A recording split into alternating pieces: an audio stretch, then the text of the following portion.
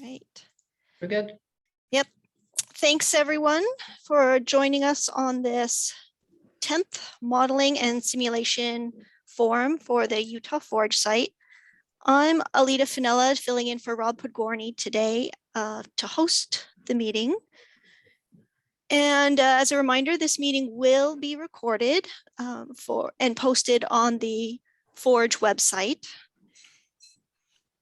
And if you have questions during the presentations, go ahead and put them in the chat box, and I'll monitor that. And at the end, we can have our questions as we usually do. Please keep your mics muted during the presentations otherwise. And today we'll be having a brief presentation by Joe Moore covering just some comments about the site field updates. And then we have our main presentation on the 16A stimulation modeling that's being performed by Pengju Xing and Branko Damjanac. So should be good. We'll probably aim for finishing within an hour or so. So we won't need the 2 full hours sort of set aside for this time. So no fears with that. And with that, I think we get started with Joe. Go ahead. Right. Thank you, Aleta. Welcome, everybody. My name is Joe Moore, and I'm the Forge project manager. Aleta asked me to give you an update on the status of the Forge site and our upcoming activities. This is a drone shot of the Forge site. There are currently 6 wells that have been drilled. They're in white. 78B was just completed about a month ago. It's a 9,500-foot well. We have three deep wells and a deviated well. 16A is the deviated well. On the right, you can see the drilling plan. Few minor differences to this, but basically it has a 65-degree tangent, which is shown by the dashed line from the west to the east. The stimulation of this well, this will be the injection well, and our current plans are to stimulate 3 zones at the toe of the well. One zone in open hole, about 200 feet of open hole, and then 2 zones up from the toe slightly. The well is cased with 7-inch casing to near the toe, so the stimulations will require perforation of the casing and cement, and then stimulating the rock. I don't know if Pengju will talk about that, but it'll be a oil and gas style stimulation, some 40,000 barrels, but relatively short stimulations. The rig that you see is sitting on the 78 pad. The 78B well, the 5832 well, which is 7,500 feet, and the 5632 well, which is 9,000 feet, will all be used for seismic monitoring during the stimulation. We plan to run 12-string geophones in each of the wells during the stimulations with real-time interpretation of the data, which will help us to define the locations of the well. One of the reasons for doing the 3 stimulations is that we need to have a better understanding of how far these fractures are going to grow in order to drill 16B, which will be the production well, into the seismic cloud. I think Pengju will begin to discuss two critical questions, and that is, based on the modeling, how high will these fractures grow and how wide will they be? And do we think that the DFN, the discrete fracture network, will play a significant role in developing the fracture volume we need for heat exchange? Next slide is, yeah, that. Okay, just so you have a better understanding of temperatures, all of the wells have very similar temperatures. We have not measured 78B yet. That will be done very shortly. It's shown by the red star where what is our estimate. You can see we're somewhere around 230C, a little over 450F. So all of these wells are hot. All of these wells show a conductive gradient, which seems to continue to depth. And that's what was required. Basically, there's no permeability. These gradients indicate that there's no permeability. And out of the 6 wells that have been drilled, I think we have lost a total of 11 barrels of water. So the permeability is on the order of a few microdarcies. Okay. If you have questions, I'll answer. Otherwise, I'll turn it back to you, Aleta, to manage the forum. Thank you so much. And with that, I think we can move on to the main presentation. Pengju, go ahead and share. Okay.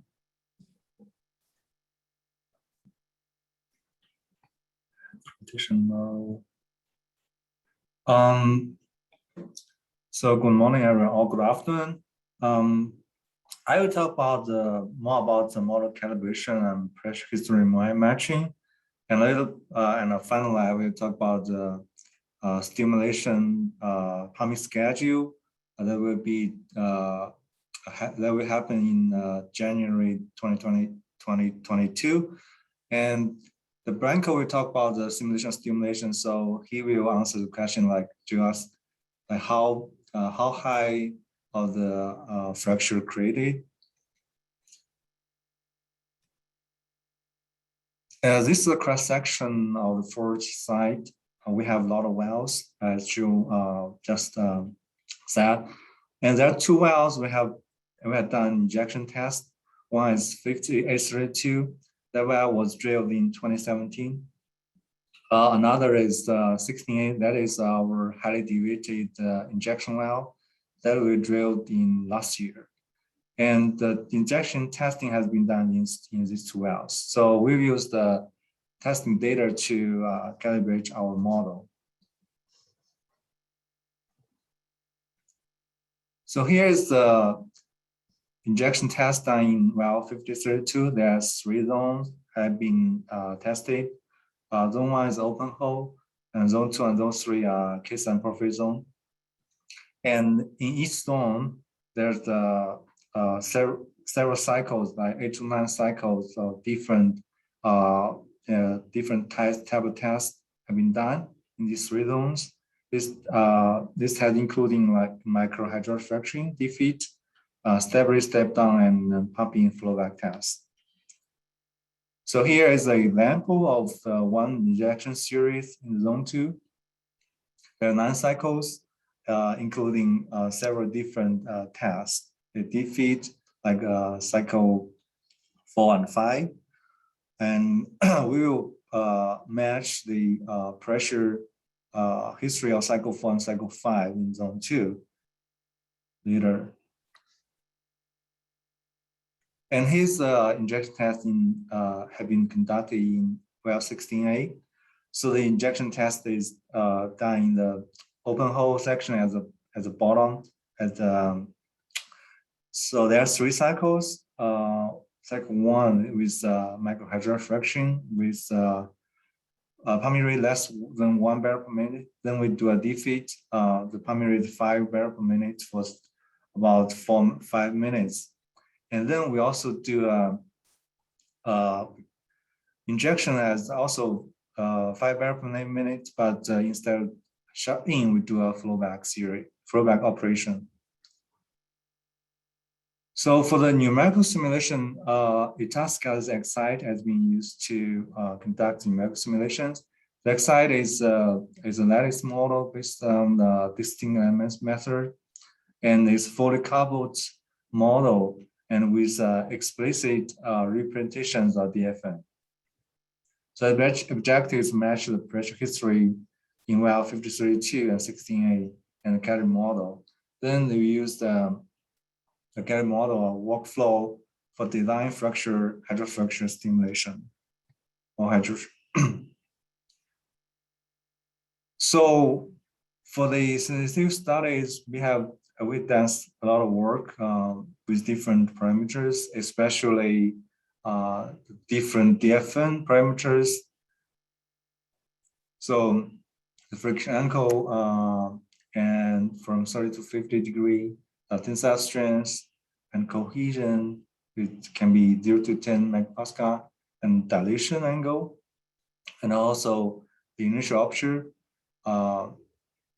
and also initial permeability, impermeable or permeable.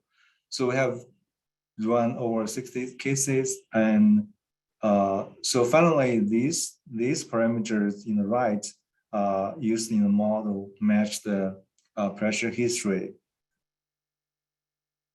So the friction we use 30 degree, and tensile strength and cohesion are very weak, 0, and initial aperture is refined to no more than 0.18 millimeter. And the DFN I used for the model calibration is the permeable, initial permeable. And here's the pressure history matching for wells 50H2. So we have 2 cycles, match 2 cycles, cycle 4 and 5. Actually, it's we match it continually, but here I just moved in the same look like the same origin, but we match it in the series cycle 4 and cycle 5. And so here you see the fluctuation, that is the field data, and the red and green is the simulated pressure. Basically, they have they matched, and also we capture the phenomenon that the pressure of cycle 5 is higher than cycle 4, and we also match the shut-in pressure of cycle 4.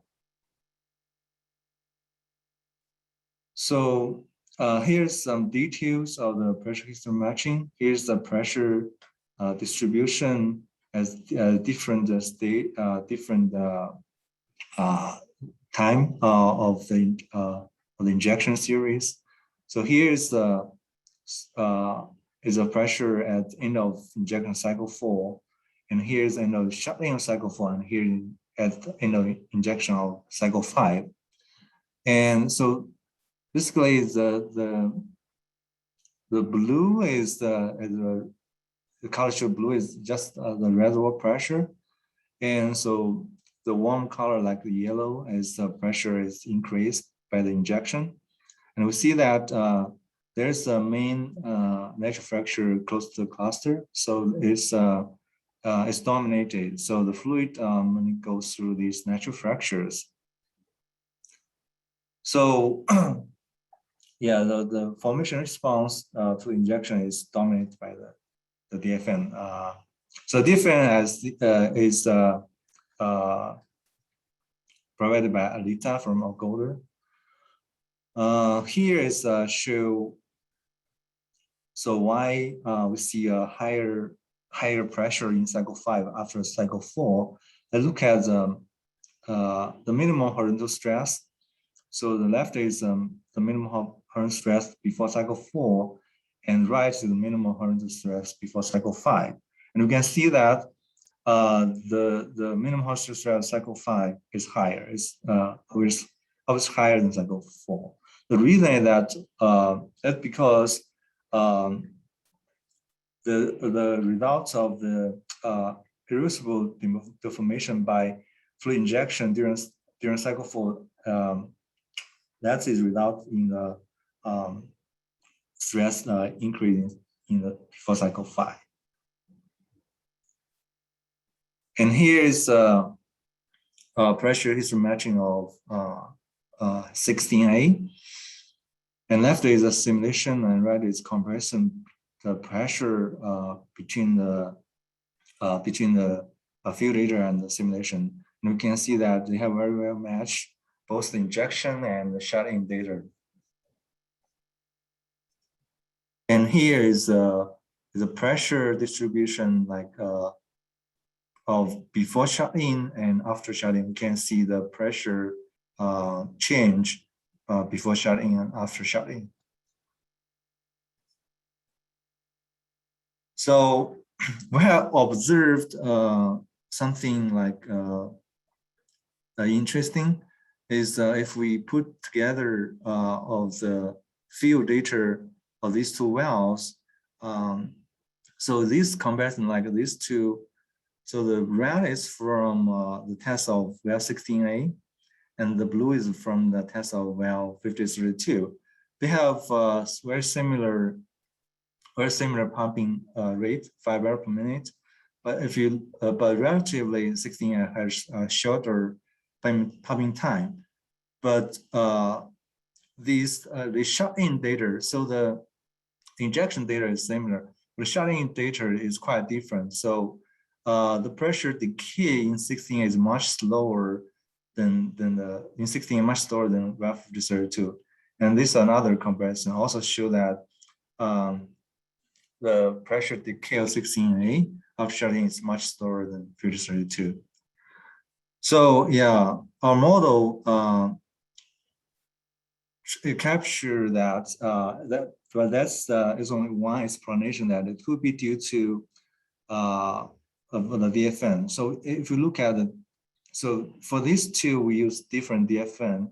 So in left you see that DFN is less connected than the right. So the right is 5032. They have much more natural pressure connected near the cluster. So that's why it has a much faster pressure decay rate after shut-in. This one has slow shut-in rate, pressure decay rate after shut-in. So it's just from our model. It could be other reason, but we offer an explanation of the difference. And also, so I compute the microseismicity. So this is a simulation result of cycle 4 zone 2. And here's so microseismicity. And here, so on top is the field data recorded by geophones, and the right lower one is the simulation results. And we can see that the number of events in simulation is 100 magnitude, 100 times larger than the number of events recorded in field. And that could be due to is in the simulation, so everything is recorded, everything is plotted here, but in the field, maybe some of the so aseismic slip is not detected, but in the simulation it capture everything. And if we plot this Gutenberg Richter magnitude distribution, we get a p value of 1.1. Yeah. And also another thing simulation we do is we do what we call shear stimulation. And here's a comparison between the shear stimulation, simulation without shear stimulation and a constant pumping rate. And this is what we usually do. So on the left, we instead of boundary condition as the pumping rate, we apply a constant pressure. That is 240 psi lower than the sigma as mean at this location. And we see the at 1200 second. So this so the green shows the natural fracture that has been slipped. And the red one is a constant pumping rate, 5 per minute. And only 100 seconds we see it has much more natural slip because I had a higher pressure. And I do the series, I do the time series, but I didn't show here. So at about 100 seconds of this shear stimulation, it looks like that. And if you go to 1200 seconds, it still looks like that. So it won't, so this, because low pressure, and so this natural fracture slipping is localized. It won't become larger. So finally, I will briefly introduce a pumping schedule for the stimulation in the injection well 16A. So we plan to do 3 stages. Stage 1 is here is at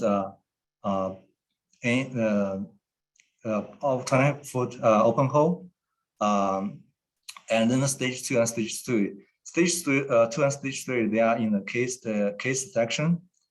And for the fluid, so in stage 1 we use slick water, and stage 2 we also use slick water. But in stage 3 we try cross-link polymer. So here's a pumping schedule for stage 1. So we'll gradually increase the pumping rate to 50 barrels per minute and hold it for 30 minutes. And then we gradually reduce the pumping rate. And for stage 2, similarly, but we use relative small pumping rate. So 35 barrels per minute maximum, and also hold for 30 minutes. And stage 3, similarly, the maximum pumping rate is 40 barrels per minute. And the total at each stage, so the volume of stage 1 is about 5,000 barrels, stage 2 3,000, and stage 3 also like 3,500. So totally around 10,000 barrels in for 3 stages. So yeah, here's my brief conclusion. So we have pressure matching for these injection heads in these 2 wells, and the formation response to injection is dominated by the DFN, and the different shedding pressure K between these 2 wells is attributed to different DFN near the injection location. And the microseismicity is computed and compared to field data. And stimulation and shear stimulation show that DFN stability is localized in our model. So next, I turn it to Branko, and he will introduce the simulation of stimulation. Thank you, Pengju. Hi, everybody. My name is Branko Damjanac, and I'll talk about. So, Pengju, do you want to run presentation from your side? Okay. Yeah. So I'll be talking about modeling of stimulation from well 16A.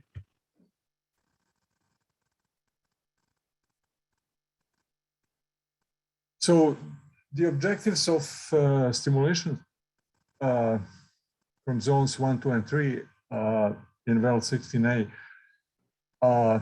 in the order of importance are to connect injection and production well, either by hydraulic fractures or by permeable pre-existing fractures, or combination of both.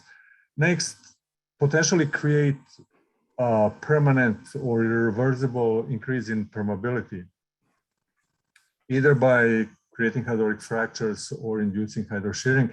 And then finally, potentially maximize the surface area of the stimulated fractures. Again, either hydraulic fractures or stimulated connected discrete fracture network.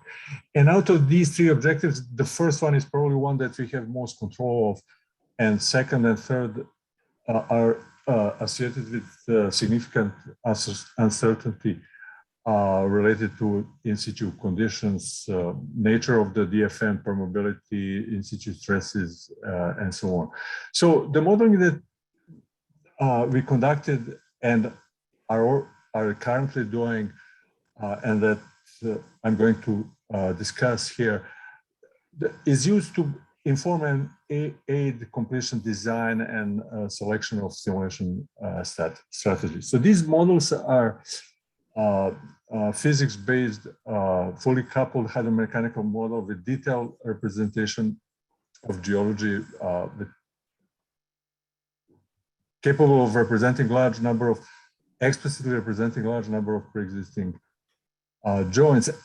And then on top of that, as Pengju has discussed, the models are carefully calibrated to completed injection tests from two wells, 5832 and 6016A.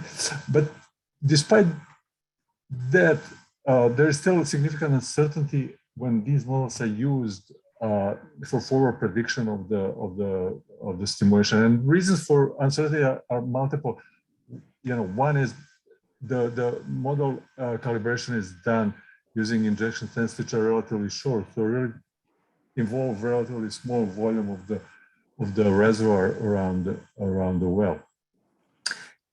Now, considering these uncertainties, and then also the fact that the models are computationally quite intense, in order to be able to conduct as extensive sensitivities, the modeling that we started considered shorter injection times, but because the actually planned stimulation strategy involved injection times of the order of 2 to 3 hours. So for the sensitivity, in order to be able to do more simulations, investigate more parameters, we actually looked at injection time of half an hour, 30 minutes, and total injected volume of 600 barrels. So most of the presentation today will be about these sensitivity analysis, but then we'll also present, because we completed some of the simulations for the actual stimulation strategies for zones 1, 2, and 3. So we'll also present some of the preliminary results from those models. So if you can go, next one. So Pengju already mentioned, so we are using a model which is physics based, fully coupled hydromechanically. The model is implementation of synthetic rock mass method, which is method that allows mechanics-based modeling of naturally fractured rock masses and reservoirs. And main feature of this approach or method is that we can simulate fracture propagation through the intact rock, but then also explicitly represent pre-existing fractures and their effect on the formation strength and hydrological behavior of the formation. So in this model, the failure of the rock mass is a combination of fracturing of intact rock and slipping and opening of pre-existing joints. And the model doesn't make any assumptions about shape and geometry of the hydraulic fractures. So the geometry of the hydraulic fracture is a part of the solution of the model. If you go next one. So here's the kind of overview of the sensitivity analysis. So the base case model assumes permeable DFN with just frictional resistance characterized by friction angle of 37 degrees. We assume injection of water at 2 centipoise viscosity at 20 barrels per minute and for 30 minutes. So we look at first uncertainties regarding the in situ conditions, which is DFN realization. So we did simulation for 3 DFN realizations. We look at also uncertainty with regarding the DFN properties, the latency. The base case is we assume no latency in the joints, and in sensitivity case looks at 2 degrees the latency angle.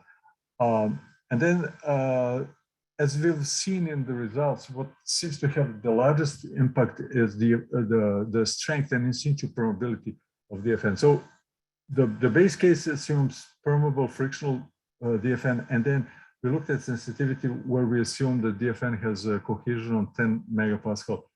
Fractures of DFN have cohesion of 10 megapascal, tensile strength of 2 megapascal, and the DFN is impermeable in situ, which means that the fractures become permeable only after they fail, either in a shear or in tension. And then also we look at uncertainty with respect to magnitude and the orientation of the in situ stresses. But then, in addition, we look at sensitivity of the model prediction to operational parameters. So that's basically the design part, which is, how can we affect or optimize the stimulation of the reservoir by changing injection rate. So we look at lower injection rate, greater injection rate. One case with variable injection rate where we would inject at higher rate for a relatively short time, then at lower rate for a longer time. And then also the way we can affect the stimulation is by type of the fluid. So we look at cross-linked fluid, which is non-Newtonian parallel fluid, and then we look assuming Newtonian fluid but higher viscosity. So instead of 2 centipoids, we look at 20 centipoids. So if you,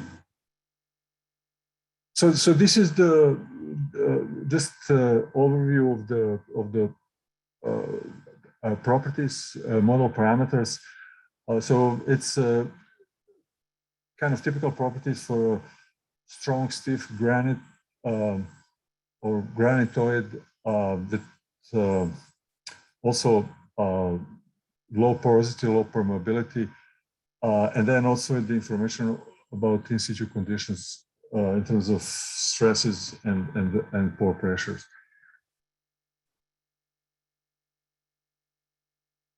And here is just a table that summarizes what I explained at a couple of slides earlier. Basically, a list of the models of cases that were simulated, looking at, again, uncertainties with in situ conditions, and then also sensitivities with different operational parameters. So if you go to the next one. So when we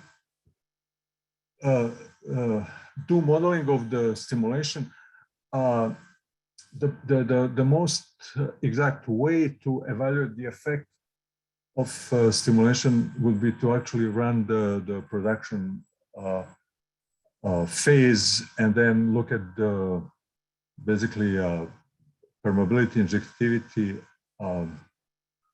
and finally how the produced temperature evolves with the time or produced overall energy.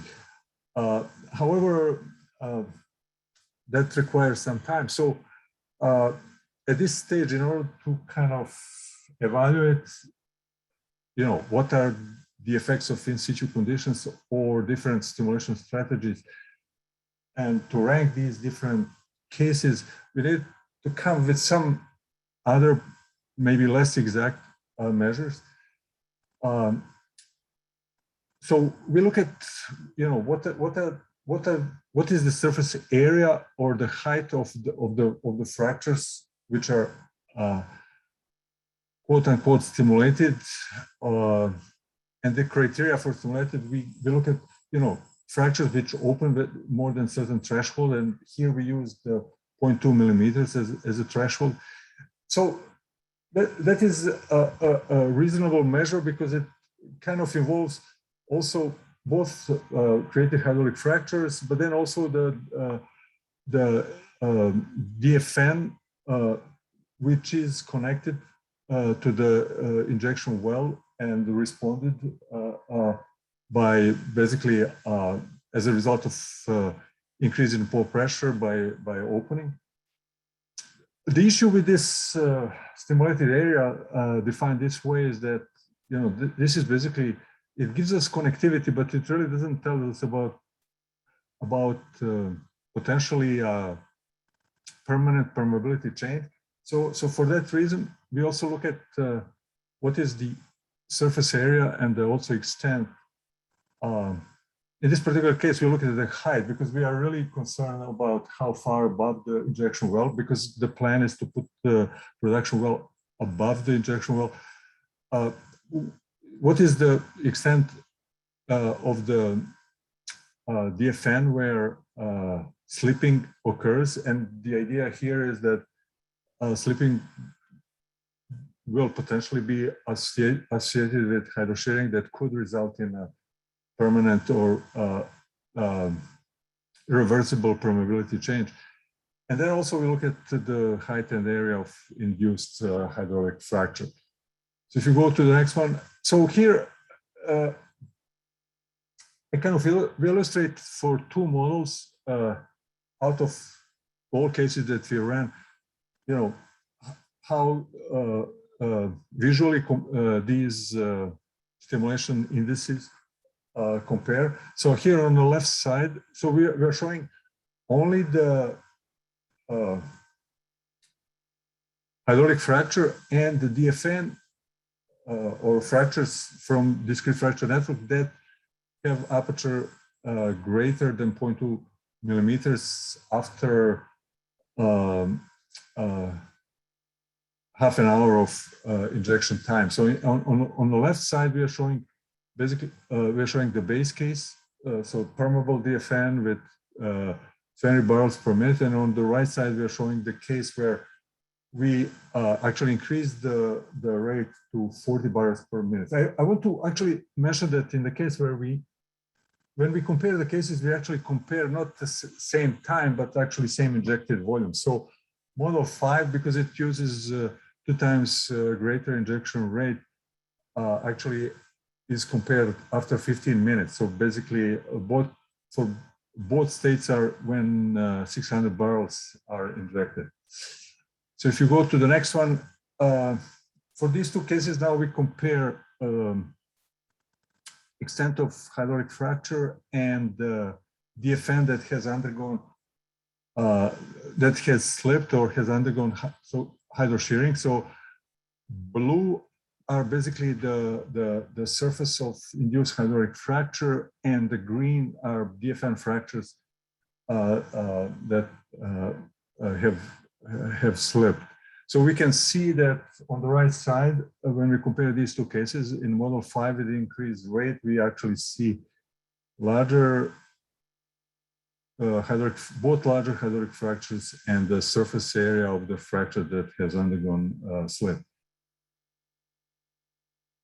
So next one, and then we compare for those two cases induced pressure. So we show here both injection pressure history and the contours of the pressure. And when you look at these pressures, you can also, so I didn't explain actually the orientation and the views that we've shown. We are basically looking roughly in the direction of the maximum horizontal principal stress, and the minimum horizontal principal stress is roughly horizontal in a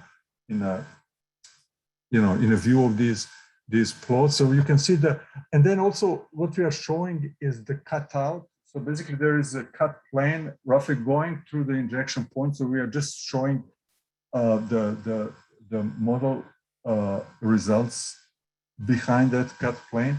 So here what we see is the hydraulic fracture is basically this area perpendicular to the horizontal minimum principal stress. So with high pressure.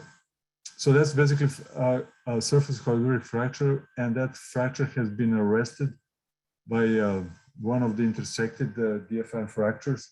And then after that, in these particular models, in which we assume that DFN is permeable in situ, is mainly controlled by pressure diffusion into the DFN. So if you go to the next Hey, slide. Branko, before we go to the Okay. next slide, we had a question come in on that last slide on the scale that we're seeing. So how big of a, what's the vertical or horizontal scale there? How big are these fractures? So let's say the radius of hydraulic fracture. So basically, this red one is in this case, in this stage, is roughly like 50 meters. Yeah. So I think maybe height from the injection point to the top of the model is maybe roughly 200 meters.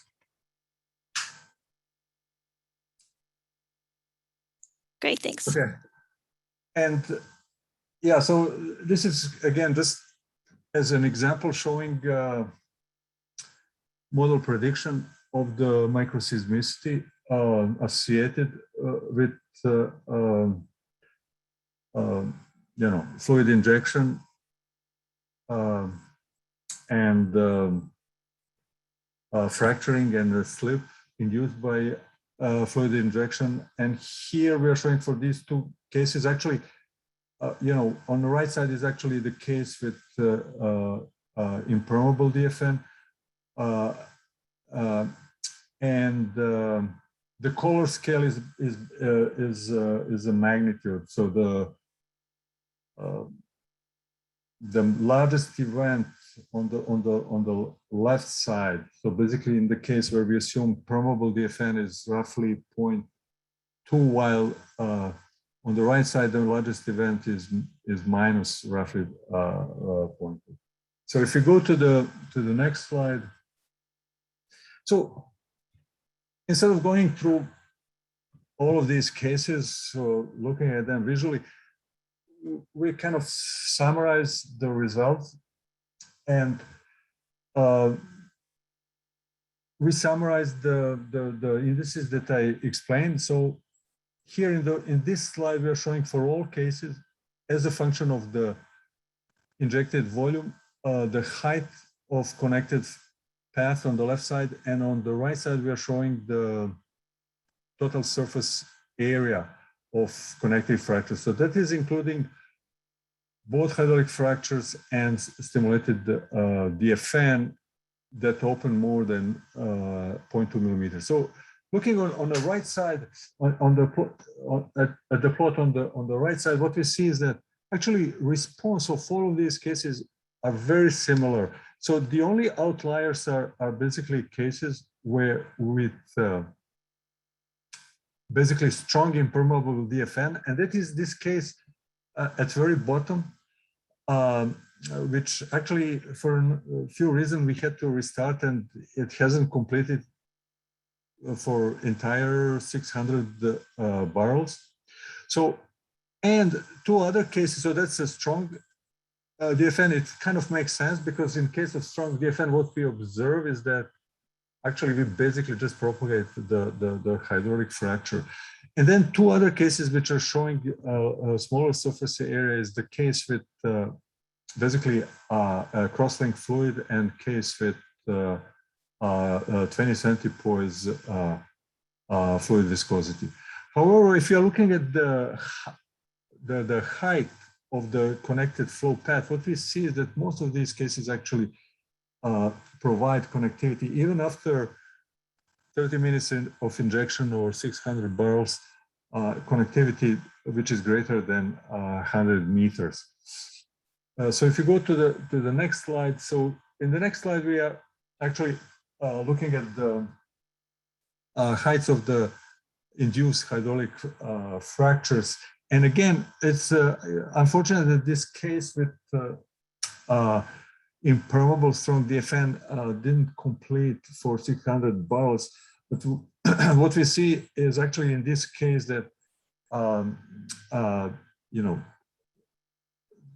there is little or no leak of fluid into DFN. So basically what we see is mainly hydraulic fracture propagation, and this trend is showing that the actually hydraulic fracture by, would be at least 150 or 100 meters high by when reaching 600 barrels of total injected volume. But what we also see that for all cases, the height of hydraulic fracture, at the end of, after 600 barrels are injected is in the range between 50 and 80 meters. And then the next slide is showing the two indices that characterize extent of hydraulic shearing. So on the left side, we see the height of hydraulic shearing, which is, again, all these cases show fairly similar response, roughly between 70 and 100 meters. But then in terms of surface area that undergoes hydraulic shearing, we see that there are two clear outliers, and that is one case where we use the highest fluid viscosity, 20 centipoise, and then also we see that the larger injection rate, 40 bars per minute, is showing greater created surface area that has undergone hydraulic shearing. The case that performs poorly in terms of hydraulic shearing is again a case with strong and impermeable DFN, because what we see is that at least for the parameters, which is cohesion of 10 megapascal and tensile strength of 2 megapascal, we don't see any stimulation of the DFN. And then next slide is showing, since we are looking at stimulation for 3 zones, there was a question how to basically position these zones. What is the lateral, what should be lateral spacing to avoid the interaction? So we are looking at how far we see the extent of slip in the direction of the well. And this indicates that probably a spacing of roughly 80 meters would, avoid interaction of stimulations between different zones. So these are the results of the sensitivity analysis for shorter injection time and smaller injected volume. But we also have preliminary results for the actual stimulation scenarios as planned for zone 1. So these are results from 2 models. So one on the left side, and we're showing the pore pressure contours and pore injection pressure history for these 2 cases. So on the left side, we assume, again, like a base case in our sensitivity analysis, which is permeable DFN with just frictional resistance. And we see, again, kind of similar results as in some of the sensitivity cases. Hydraulic fracture propagates maybe to radius of maybe 50 meters, and then kind of gets intersects DFN and gets arrested at that point. And from that point on, we see basically response dominated by diffusion and DFN. And then on the right side, actually, we run the case where, since we observed from this sensitivity analysis, if we assume that the DFN is impermeable and strong, that basically there's no effect of DFN on fracture propagation. So we ran the case where we basically just assumed injection into continuous homogeneous medium. So what we see is, okay, again, just 1/2 of the basically elliptical fracture. And there is a difference of the injection pressures at early times, and that is a consequence, again, the way the model is set up, because the model really doesn't simulate the fracture initiation. We basically assume that there is already existing startup joint perpendicular to the horizontal minimum principal stress.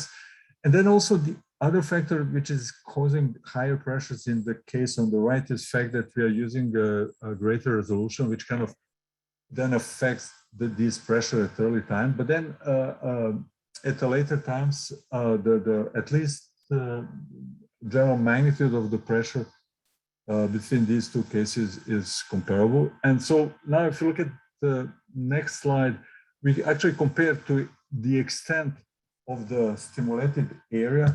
Of course, the stimulation in these two cases, because of different in situ conditions, is the mechanism of stimulation is completely different. So on the left side, the stimulation is basically result of activation of and connection of the DFN fractures.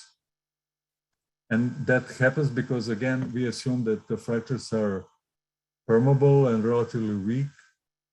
On the right side, we have just classical hydraulic fracture propagation.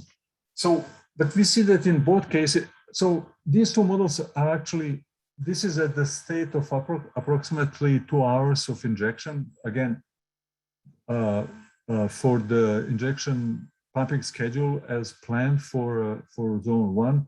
So we do see that there is uncertainty how the stimulation will occur.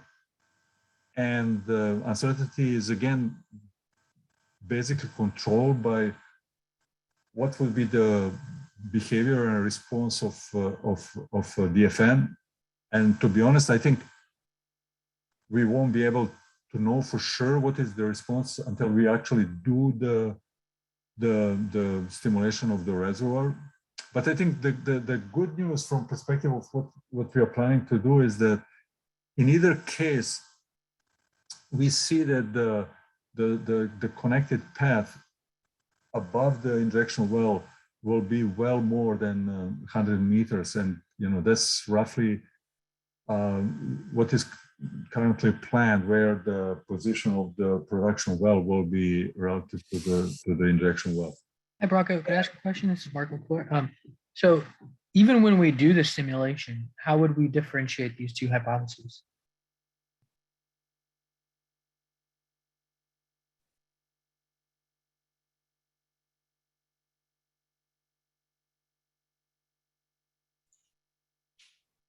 Looks like Branko's connection froze there. Okay. Yeah.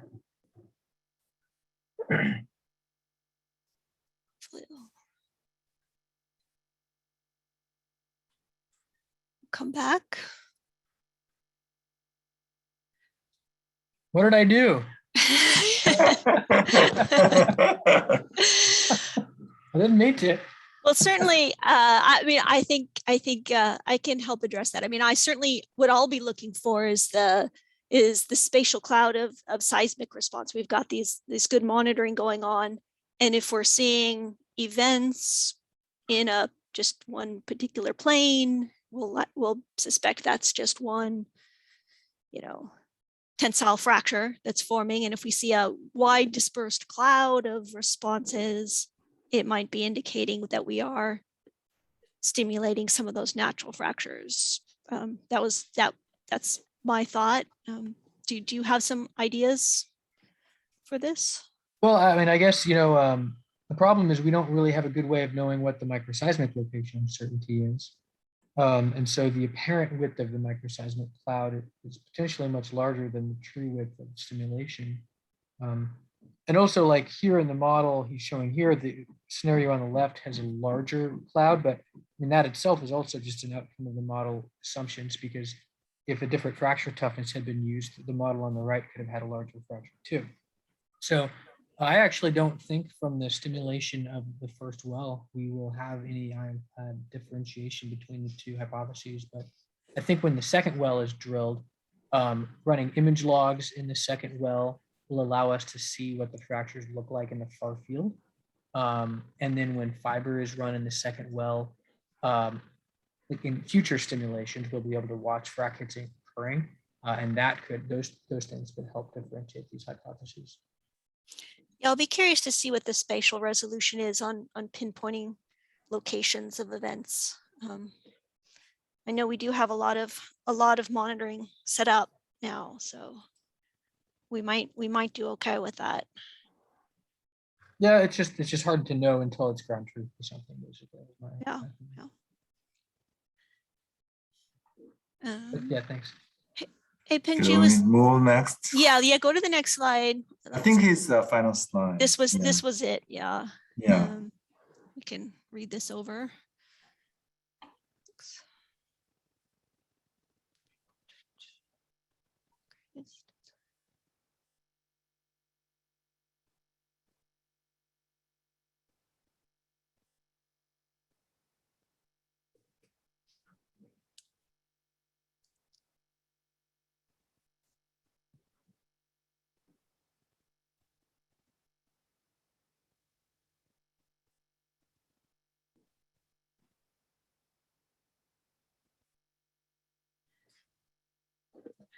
All right, do we have some more questions for the team? Hopefully Branko will be able to rejoin us.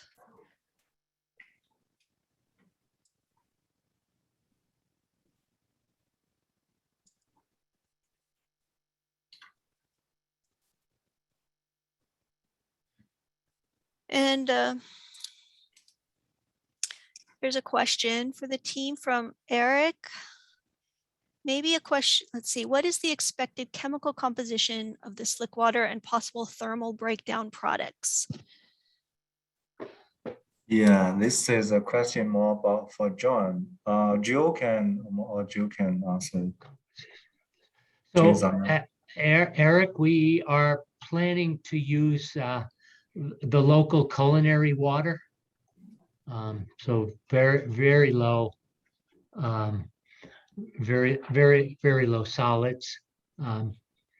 We won't for this stimulation use the groundwater at the site. Okay, I'm back. I'm sorry. I apologize. I don't know what happened. My machine just locked. So Oh, it was obvious you didn't want to tackle I Mark's didn't want to question. answer. I didn't want to answer Mark's question. Okay, so I just heard I have one question, and I start talking, and then I realized I'm talking to myself. So Yeah, do you want to address Mark's question? yes, please.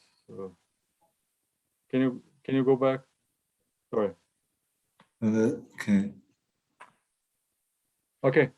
I didn't hear the question, Mark. Can you repeat it, please? I was just asking if you have thoughts on how we would differentiate these two different hypotheses, even after we've done the stimulation. What data would we collect that would help us differentiate? I think one, maybe, I mean, there are a few things. I mean, I would look at the injection pressure history. I would look at the microseismic data. Yeah, I mean, I don't think we can afford, or there is any plan to somehow do some kind of drilling to kind of really, determine the location of the fractures. Or do you have any idea or suggestions? I think that until the second well, because there is going to be a second well drill. And so when the second well is drilled, we can run an image log in the second well. Maybe we'll core through the second well, and then also they're going to put fiber in the second well. So future stimulations will see the frac hits. Yeah, I think, yeah, exactly. All of that future data will be useful. But I think until that, it'll be ambiguous because, microseismic events have location uncertainty.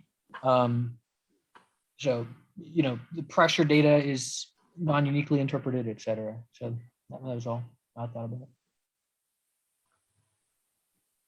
Okay, thanks. Just there was a question from Jonathan on the seismic monitoring. Aleta? Yeah, so the question is there a plan for a dense surface seismic array as well as the borehole instruments for the winter stimulation? And the answer is yes. We have seismometers, broadbands at the corners of the Ford site that will be monitored. 6832 or Fork has an accelerometer and a broadband in it. It sits next to the 58 well. We will have 150 nodes in a nodal array sitting immediately above the stimulation site. So all of that is planned. Plus we'll have the geophone strings in the 3 wells, and we have 4,000 feet of gas cable in the 78 B well that will be monitored also. So I think we're in good shape for doing that monitoring. There was another question. Our models are suggesting we should be able to locate the fractures within, say, 50 feet. Great. Looks like Jonathan is also volunteering their nodes, if you can work it out. So 100 by 3C. Okay. Thank you, Jonathan. All right. Jonathan, please contact Chris directly. She's got her So contact right there. now, yeah, sorry. Right now, we're looking at mid-January for the stimulation.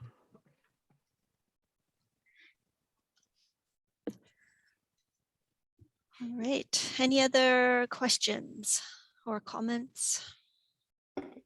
Hi, so the microseismic data or this seismic cloud data, it wouldn't be able to tell a difference between these 2 scenarios. And so when you actually collect this experimental data, and it's telling you where to drill the second borehole, does it really have to be within 160 meters of the first one? Or I guess, how do you use this data and the microseismic data to determine where to drill the second borehole?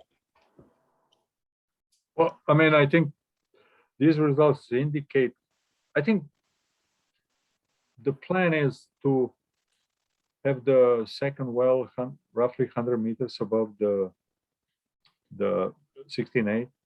So I think these results indicate, despite the uncertainty with the in situ conditions, that for the planned stimulation strategies, you know, we will have connected path between 2 wells if the second well is 100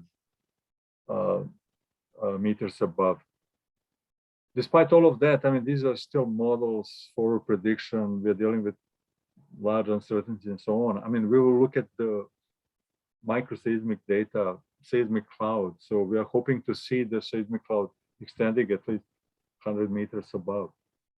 So, you know, that would be the additional data that will be evaluated before we decide exactly where the second well will be positioned.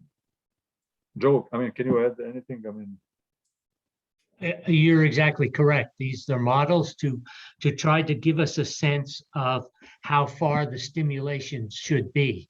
One of the issues or one of the questions is how many stimulations or stages should be, and the stimulation coming up, there'll be 3 stages, each approximately 10 feet. But we don't want to use up too much real estate in the well. So we don't want to, for example, stage these stimulations 500 feet apart, which would use up quite a bit of real estate in the horizontal section. I'd rather be looking at 250 feet, for example, between stages, so that we can go back later and re-stimulate much more of the well. So the models are a starting point, but the seismic data will tell us how far apart these will be, and the seismic analysis will be done in real time. So we'll run a test, probably a half hour or so of stimulation, maybe 40,000 barrels for the open hole, 30,000 barrels for each of the cased hole sections. So we'll run that maybe for 30 minutes to 45 minutes. And we'll then do allow pressures to decline. We'll do flowbacks, but by the next morning, we will have information we will have an analysis of the fracture cloud that developed based on that stimulation. Yeah, and maybe, Joe, I mean, you can also comment, maybe we will want to also do some stimulation from the second production well as well, if needed. So, yeah. Right now, I'm thinking we will probably think of stimulating up on the injection well and probably down on the production well. In fact, some of the R&D projects are looking at ways to develop a stimulation plan for the 16B, the production well. There's another question about is the effective injection pressure determined by the pressure head or by the strength of the injection pump? And what levels are we talking about in terms of PSI? I don't have a good sense for that. Is there? Yeah, I think probably, I don't know, maybe Joe can comment on that. I'm pretty sure John McLennan would. We've got a 10,000 PSI wellhead. In the past, we've seen fractures open at 3,000 PSI at depth on the wellhead, plus it would be another 3,000-4,000 hydrostatic. So we're probably looking at 6,000 to 8,000 total PSI, at depth. That's what our expectation is. Thanks. Did that clarify it for you, John?